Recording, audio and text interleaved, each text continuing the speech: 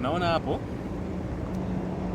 hili ni ua limeshambuliwa na wadudu, na kama unavyoona kwenye majani, sehemu zote za majani zimetobolewa.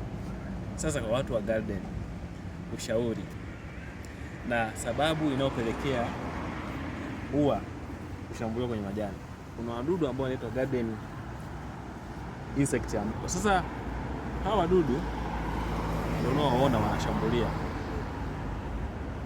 ua kwenye sehemu la majani.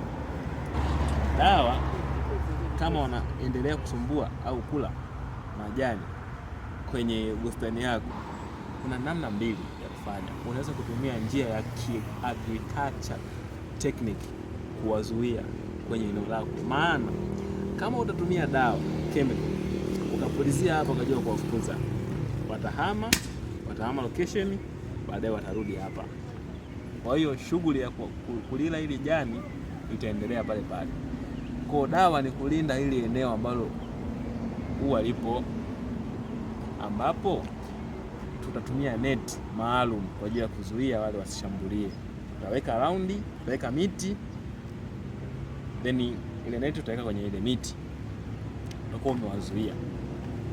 Ila ukipulizia dawa, zipo chemical ambazo unaweza kuziapply kuwaua, ila watahama, kwa sababu wadudu wao wana tabia ya kuhama, fly kwenda location tofauti ambayo haijapuliziwa au haina harufu, then baadaye watarudi hapa.